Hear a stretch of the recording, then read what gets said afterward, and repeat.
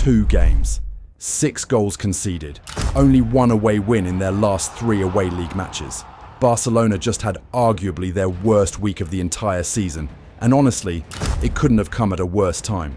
Thursday night, February 13th, Atletico Madrid 4-0 Barcelona in the Copa del Rey semi-final first leg.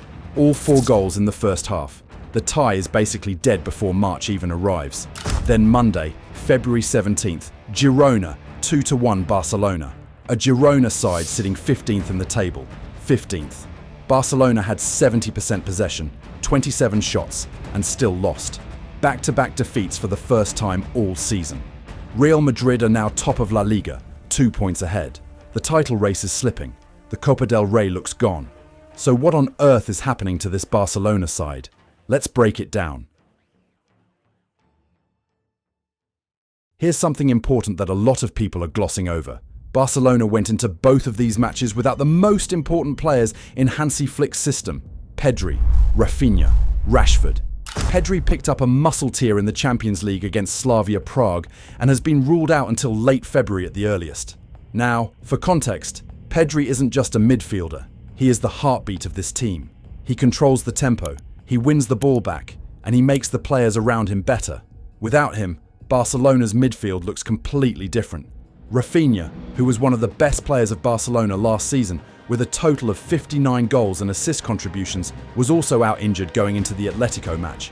And so was Marcus Rashford, who has been a genuinely exciting addition to this team.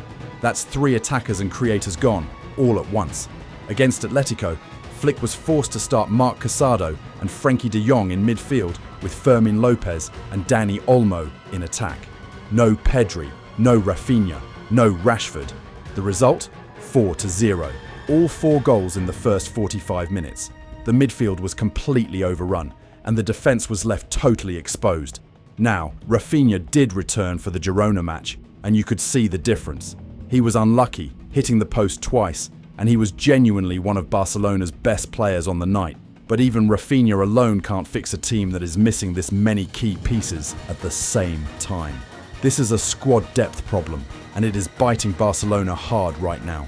Pundits and commentators were scathing too, with some analysts describing the match against Atletico as one of Barca's poorest performances since Flick's arrival, and criticising the lack of press and intensity from the midfield and defence. Fan reactions range from disbelief to frustration, with many supporters lamenting the scale of the defeat and the psychological blow it delivered to the club's season. Following the 2-1 defeat at Girona, Flick admitted afterwards that "we are not in a good moment," highlighting poor defensive play and the need for the team to cut mistakes while fighting to regain form. Rafinha, after returning from injury, shared a strong, defiant message on social media, urging resilience despite controversial decisions and inconsistent officiating.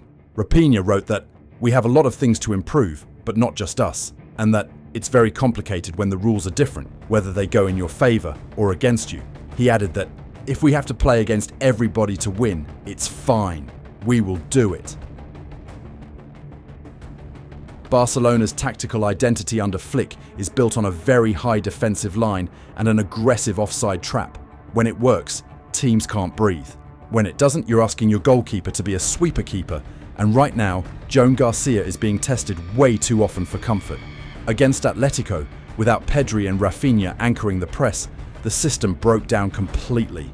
The midfield couldn't press, which meant the defensive line was exposed over and over again.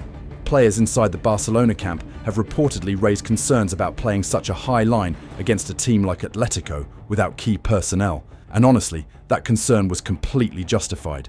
Joan Garcia has been brilliant, outstanding actually. He made save after save to keep things from getting worse in both matches.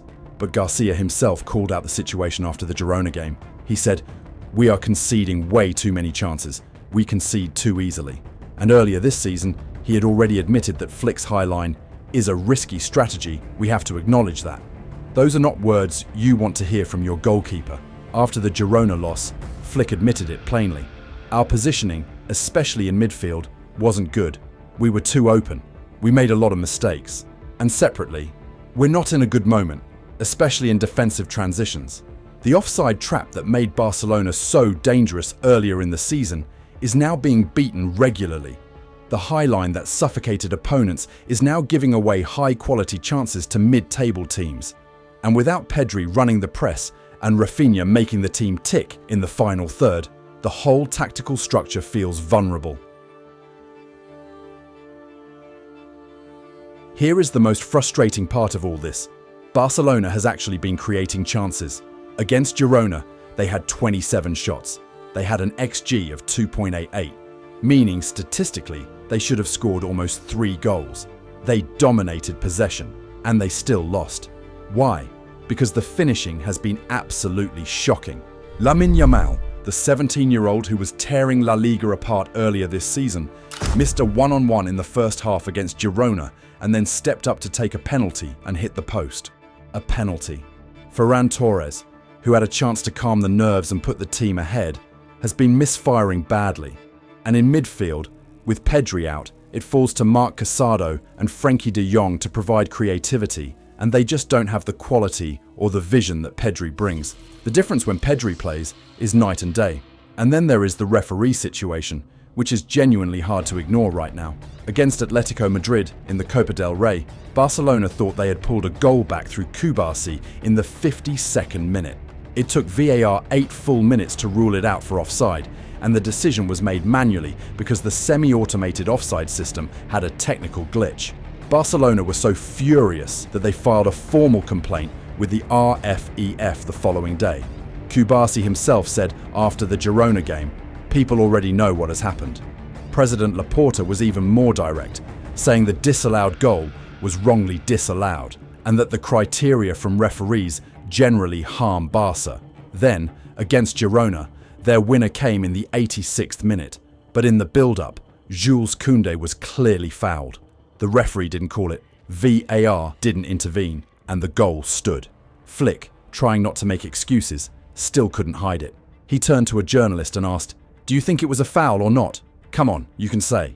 Laporta added, "We don't know the reasons why the referees don't do what they should do. Sometimes technology is used, sometimes it isn't, and the criteria generally harm Barca. Injuries, tactical vulnerability, a finishing crisis, and refereeing controversy all in the same week. Barcelona is not a broken team, but right now they are a team at a breaking point. Look, Barcelona is still in the title race. Real Madrid are only 2 points ahead, but something needs to change fast. The tactics, the finishing, the mentality. Pedri's return cannot come soon enough, because the way things are going, every game is starting to feel like a crisis.